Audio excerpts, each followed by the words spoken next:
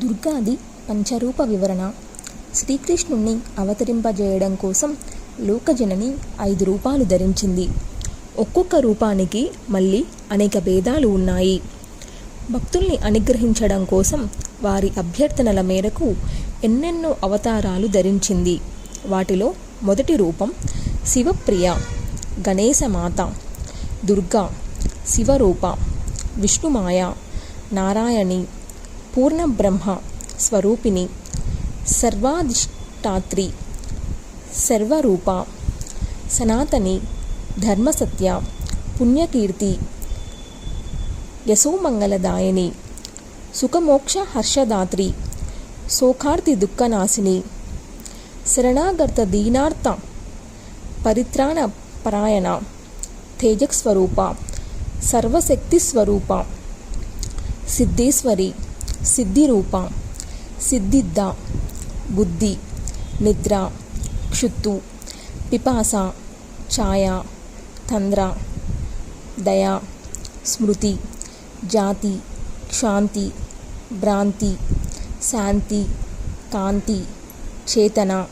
తుష్టి, పుష్టి, లక్ష్మి, ధృతి, మాయ ఇత్యాది రూప నామభేదాలతో కీర్తింపబడుతోంది.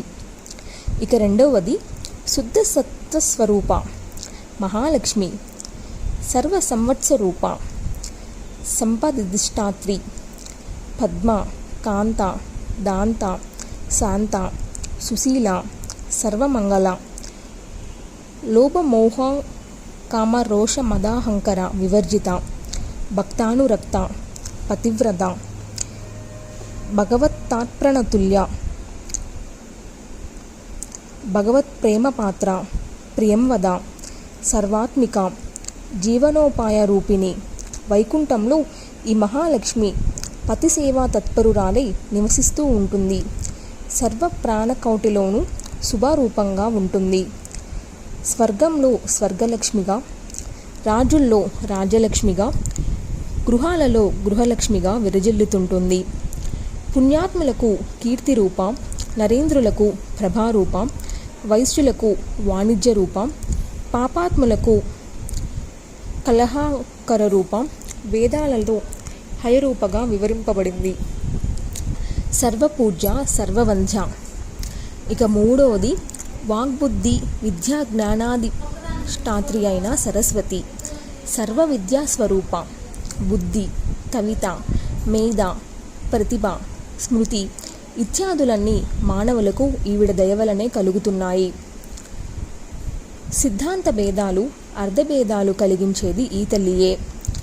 వాక్యస్వరూపిణి, బోధస్వరూపిణి, సర్వసందేహం భజని, విచారకారిణి, గ్రంథకారిణి, శక్తిరూపిణి, సర్వసంగీత సంధాన తాళకారణ రూపిణి, విషయజ్ఞాన వాగ్రూప, ప్రతి జీవని, వాక్యవాదకరి, శాంత, వీణ, పుస్తకధారిణి, శుద్ధసత్వస్వరూప, సుశీల, శ్రీహరిప్రియ, హిమ, చందన, కుంద, ఇందు, కుముద, అంబోజ, సన్నిభ రత్న జపమాలికలతో శ్రీకృష్ణుని ధ్యానించే తపస్వరూపిణి, తపఃఫలప్రద, సిద్ధి విద్యా స్వరూప, సర్వసిద్ధిప్రయ.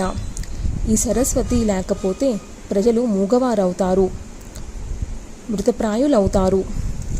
ఇక నాలుగవది చతుర్వర్ణాలకు, చతుర్వేదాలకు, వేదాంగాలకు అధిష్టాన దేవత, సంధ్యావందన, మంత్రతంత్రస్వరూపిణి, ద్విజాతి జాతిరూప, తపస్విని, జపరూప, బ్రాహ్మణ్య తేజోరూప, సర్వ సంస్కార రూపిణి, సావిత్రి, గాయత్రి, బ్రహ్మప్రియ.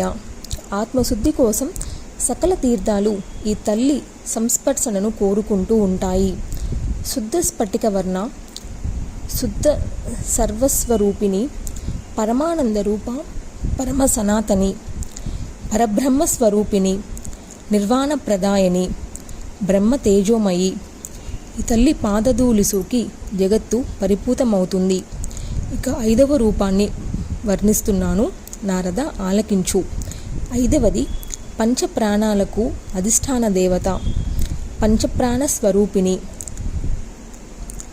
ప్రాణాధిక ప్రియతమ, అందరికన్నా అందగత్త, సౌభాగ్యమానిని, గౌరవాన్విత, వామాంగార్ధస్వరూప, తేజోగుణ సమన్విత, పరావర సారభూత, పరమ, ఆద్య, సనాతని, పరమానందరూప, ధన్య, మాన్య, పూజ.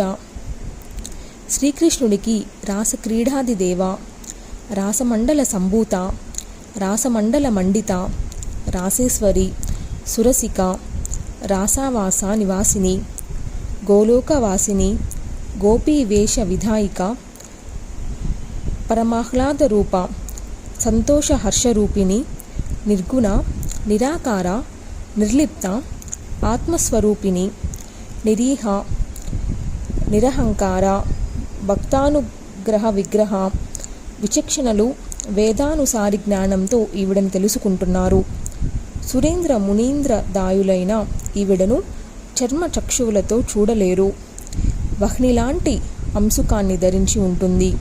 నానాలంకార విభూషిత, కోటి చంద్రప్రభ, పుష్ట సర్వశ్రీ యుక్త విగ్రహ. శ్రీకృష్ణుని పట్ల భక్తితో దాస్యం చేస్తూ ఉంటుంది.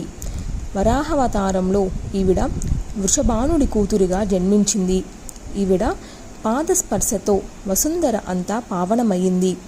శ్రీకృష్ణుడి వక్షస్థలంలో స్త్రీరత్నమై విరజిల్లి నీలమేఘావృతమైన ఆకాశంలో మెరుపుతీగలా భాసించింది. ఒకప్పుడు బ్రహ్మదేవుడు ఈవిడ కాలి గోటిని సందర్శించి తనను తాను శుద్ధి చేసుకుందామని ఆశించి 60,000 సంవత్సరాలు తపస్సు చేశాడు. కానీ ఫలితం దక్కలేదు. కనీసం కలలోనైనా దర్శనం కాలేదు.